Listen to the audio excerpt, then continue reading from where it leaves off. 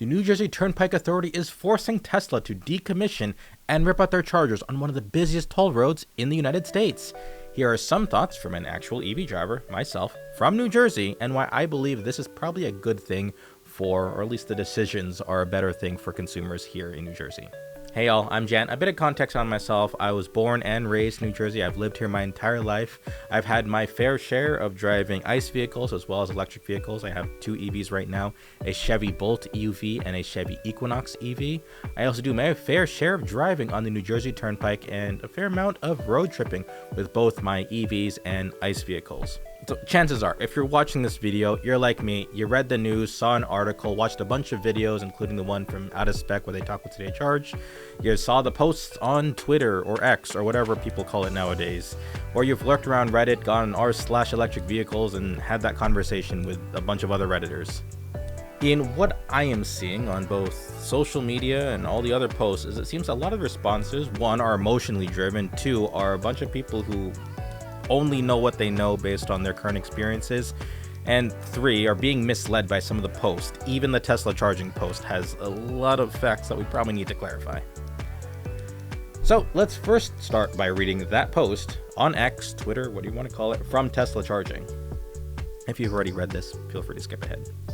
The New Jersey Turnpike Authority, NJTA, has chosen a sole third-party charging provider to serve the New Jersey Turnpike and is not allowing us to co-locate. As a result, NJTA requested 64 existing Supercharger stalls on the New Jersey Turnpike to not be renewed and be decommissioned. We have been preparing for 3 years for this potential outcome by building 116 stalls off the New Jersey Turnpike, ensuring no interruption for our customers. The map below outlines the existing replacement Superchargers, and Trip Planner will adjust automatically. We offered the NJTA above-market commercial terms, including offering to build Superchargers at all New Jersey service plazas, and with equipment upgrades such as screens and NACS and CCS magic docks. Tesla always advocates for more infrastructure and co-location with additional third-party charging providers. This drives down costs through optionality and accelerates EV adoption by having sufficient capacity to shoulder peaks.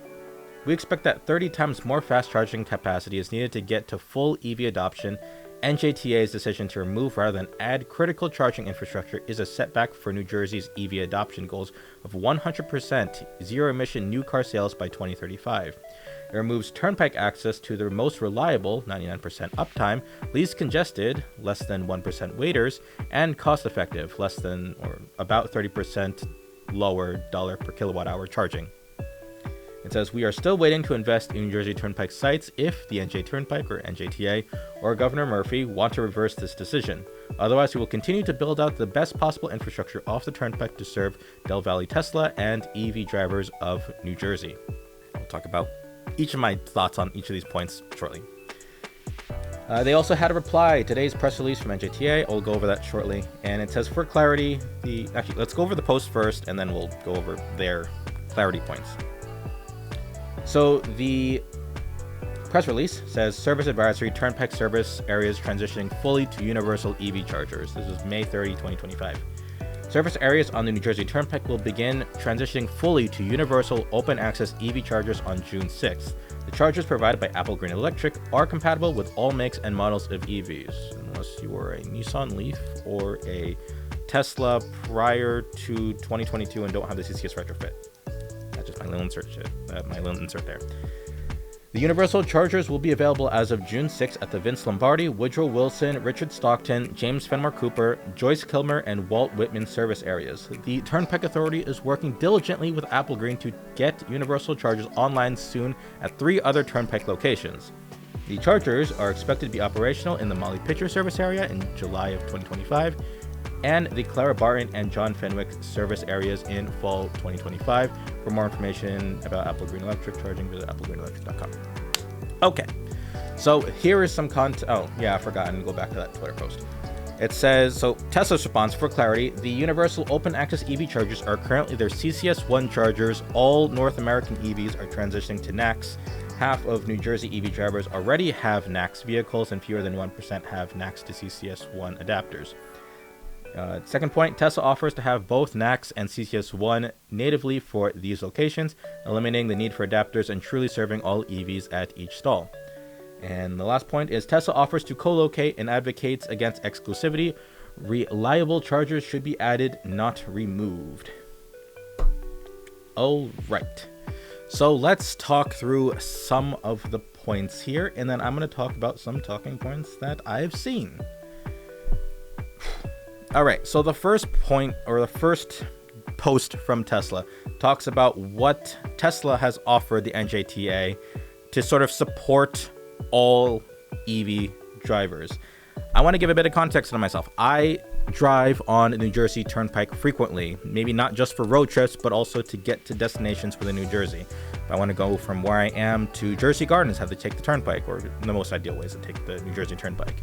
There are some malls in Central and South Jersey, such as the Deptford Mall, where if I wanted to go to Round 1 before they started building it everywhere else, I had to take the New Jersey Turnpike, and I passed by several of these New Jersey Turnpike rest stops, and I've attempted to charge at some of these. So when it says Tesla is offering equipment upgrades such as screens and NACS with CCS 1 Magic Docks, my concern with the way Tesla is pitching this is it's saying that they have always supported universal charging. This is my NACS to CCS 1 adapter. Also, all the Superchargers on the New Jersey Turnpike are V3 Superchargers. So technically, the hardware to have supported other than Tesla EV drivers was always there. Tesla has not supported it. In addition, I've seen other videos, and also I've driven up to Boston in the last couple of weeks. There are Applegreen service plazas, or service plazas that are operated by Applegreen or maintained by Applegreen in Connecticut and New York State that have co-locations of Applegreen chargers and Tesla chargers. All the Tesla chargers that I have seen are Tesla only. They are artificially, no, some of them are V2 chargers, so that makes sense because the hardware doesn't support it. But the Tesla chargers that could hypothetically or theoretically support other EVs do not support the other EVs. So when I go down the New Jersey Turnpike, or when I used to go down the New Jersey Turnpike and there were only Tesla Superchargers, I could not charge at them. And Tesla has had how many years to do the software upgrade so that I could have charged at them? So it's a little bit disingenuous from the post that I'm seeing, saying that they've always wanted to support universal charging. They'll support universal charging. Also, the point that they have, for clarity, it says the universal open access EV chargers are currently their CCS1 chargers. Here is a clip of me charging at an Applegreen charger a couple weeks ago. So this is before they shut down the Tesla Superchargers. And they do have NACS adapters on some of the chargers. So there is that. I've also seen a bunch of posters saying there's not enough infrastructure. And yes, there are some of the places where the installations are 1 or 2 dispensers. That might not be enough. It's about half of how many Tesla people are saying, oh, you can only charge 2 cars. No, these are the Signet, and I've also seen some misinformation saying they're using Applitronics or whatever. They're using Signet 40 kilowatt chargers. There are 2 handles per charger, meaning if it's 1 car, it can support up to 400 kilowatts. If it's 2 cars, it can split evenly into 200 kilowatts each. So if there are 2 stations, that supports 4 cars. If there are 4 stations, that supports up to 8 cars. So that's about the same as how many Tesla cars are supported on some of the rest stops, or did before they shut them down. So there is that. Also, from that post where it says Tesla offers to co-locate and advocates against exclusivity, when your chargers are artificially not allowing other EV drivers to charge at them, that's exclusivity. When I go to some Connecticut chargers, I can only charge at the Applegreen chargers because that's the only thing that I can charge at. I have the adapter. I could have theoretically charged at the Tesla Supercharger, but I can't. So there it is. All right, let's talk about some of the talking points that I have written down here. All right, so the first point is something I've just ranted about, which is saying the existing chargers at the New Jersey Turnpike service plazas, those that have Tesla Superchargers, they're all V3. They could have supported other manufacturers. So there's GM, Ford, Rivian, a bunch of other manufacturers that have, or those cars that even have native NACS that aren't Teslas. We could have been able to charge at those, but we were artificially locked out because you didn't do the service or the software upgrade to allow us to do so. So them saying that they support other manufacturers is a little bit disingenuous when your chargers that are being ripped out, the ones that we're now complaining about, they never allowed us to charge. So I don't get it. The second point is something I also just ranted about, where it's saying they have their post where it says universal open access EV chargers are currently their CCS1 chargers. That is not true. I have seen some of the installations where they have half of the, basically with each dispenser you have two handles. One handle will be NACS, one handle will be CCS1. So technically, I mean, even if there were only the NACS handles available, I can still use the adapter to plug in, because at this point it's just a connector. It's just basically a quote-unquote passive adapter, and I can charge at those stations. So there is that. There's a claim I've also been seeing floating around on faster charging speeds. So if I'm not mistaken, I don't have all the knowledge on Tesla charging infrastructure, but if I'm not mistaken, V4 chargers, and these are V4 dispensers with the V3 cabinets, can max out at 300 some odd kilowatts. So by saying that they support faster charging, that is technically not true, because the new Applegreen chargers are up to 400 kilowatts. Of course, you'd have power sharing, but Tesla would have that same issue also. So everyone claiming that they are locked down to 150 kilowatts or 75 kilowatts on the Applegreen chargers, all of the chargers that are on the New Jersey Turnpike that I have seen, they are all Signet all-in-one 400 kilowatt chargers. I can post the link in the description of the exact model that they're using. Hold up, this is Future Jen here. I do want to make a correction to something I say a lot in this video. While it is true that Signet does have their all-in-one units, those are only 200 kilowatts or 200 kilowatt all-in-one units.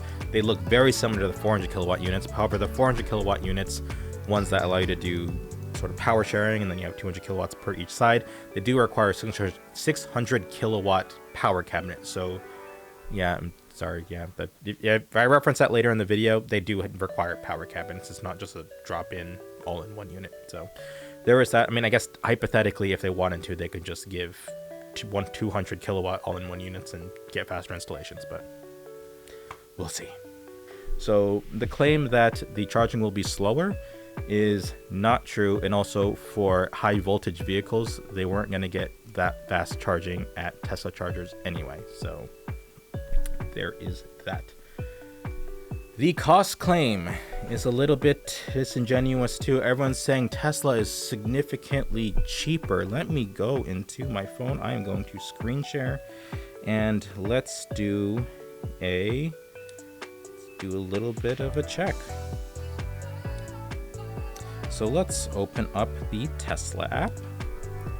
Oh, by the way, if you can't tell already from what I'm showing on the screen, I do use Tesla for my solar. So for those who may claim that I am anti-Tesla, one, I have the NACS adapter because I actually do genuinely enjoy charging at Tesla Superchargers when I have the opportunity to, and it's significantly cheaper off-peak hours. A lot of chargers like Electrify America don't have off-peak charging rates.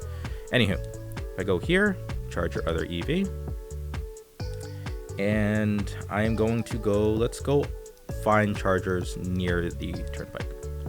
So let me do this.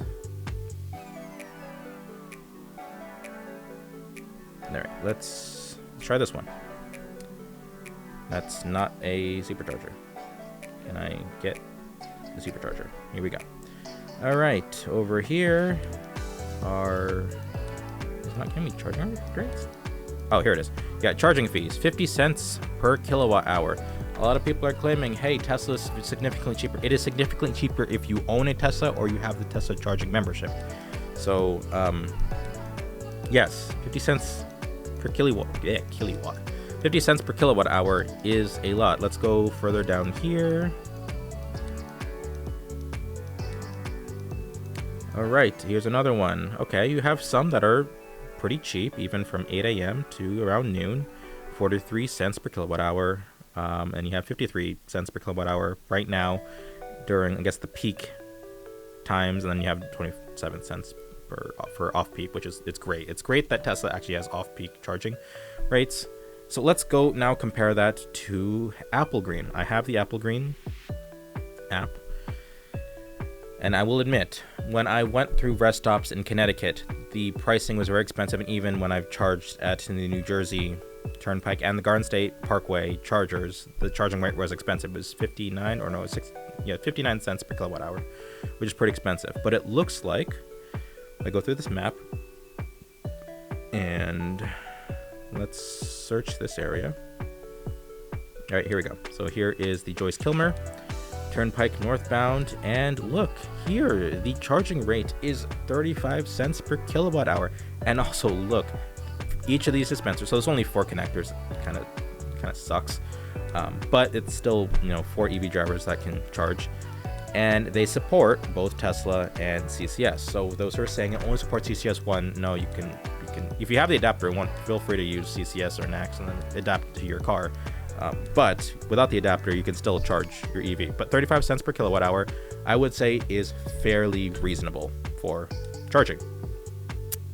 Okay, so the point I'm trying to make here is that the claim that charging is significantly cheaper if you have a Tesla, so this is basically a loss if you're a Tesla driver or have a Tesla charging membership. It's not that much more expensive than Tesla. So actually, in this case, it's cheaper than Tesla.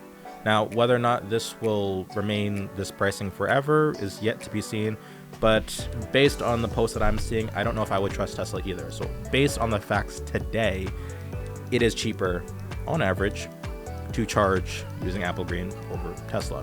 Not like you have the option because the Tesla Charger is already decommissioned. Some closing thoughts here. I think that the move to Applegreen chargers, exclusivity aside, that's kind of annoying, but I get it. There is limited infrastructure, or there's limited electrical infrastructure to support all these chargers.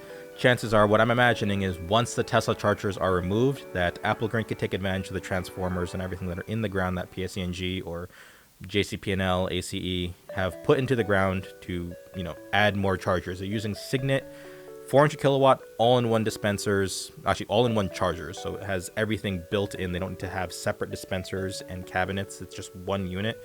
Put it in the ground, do a utility hookup, and they're up and running. So, that's great. I even saw the Vince Lombardi charger. That's off. That is before the toll on the Turnpike. And earlier last year, or even mid last year, they had the old EVgo chargers that were in the ground. Oh yeah, by the way, this isn't the first time we've had quote unquote universal charging on the Turnpike. There was EVgo once upon a time, except those chargers got trashed and were never repaired. So there is that. But the Vince Lombardi chargers, those were there, I guess, late or mid to late last year with the old EVgo chargers. And by this time, even a couple months ago, I went up there and those new Signet chargers are already up in the ground. So they're actually doing some pretty quick installations to get those chargers up. I have a charger for, there's a local Tesla installation, V4 dispensers, V3 cabinets, that have been under construction for months, literally it's now June, and like 4 months later, and those chargers are still not up and running. So I don't know, maybe it takes way longer to get a Tesla installation. At least what I'm seeing, and by experience, the Applegreen chargers, they have been able to get them up and running. They're fairly reliable. I will argue the handshake does take a bit. It's about 30 seconds, so it's a pretty long handshake, but it supports credit cards. So if you don't want to install the app, tap the card and you're good to go. So there is that. So my sort of closing conclusions here is that personally, as a New Jersey non-Tesla EV charger, the move to universal charging, or the fact that Applegreen even has chargers in the first place, is a net benefit for us because we were unable to charge at the Tesla chargers in the first place. I've also seen the argument that, hey, you remove the Tesla chargers, that means that the Tesla drivers are going to be hogging up all of the other EV. We didn't have the option in the first place, so us having chargers that we can all share is still better than not having chargers at all. So that is my argument there. I am not trying to be a Tesla hater. I do genuinely think that some of the Tesla technology and the fact that they're able to even get the charging network that they have as big as it is, they support on some of their newer dispensers, they have magic docks, you can charge there, the longer cables, it works, the experience is great, they have off-peak charging, great. Tesla does a lot of cool things, but everyone's saying that, hey, this is a really bad decision, Applegreen is going to be a train. Have you tried charging at these things? They're actually pretty decent. So I just wanted to, start a discussion. I know I might get some hate in the comments, or people just might not watch this video at all, but I do want to have this conversation. So if you have any thoughts, put it in the comment section below. I'm going to post this on my X, Twitter, or whatever you want to call it, and we can have a discussion there. Besides that, I'm Jan, and if you like this video, please give it a like. I don't know if you really want to subscribe. Yeah, it's weird, a YouTuber saying don't subscribe. I may have some EV content, but quite frankly, I don't even know what else I'm going to be posting on this channel, so to be seen. But if you wanna, go ahead and subscribe. Maybe there'll be more content. Maybe I'll do a part 2 or rant more about EV news. And yeah, that's all I got. Thanks for watching, and check you guys out in the next one. Maybe, who knows? I don't know. You're not subscribing? I don't know.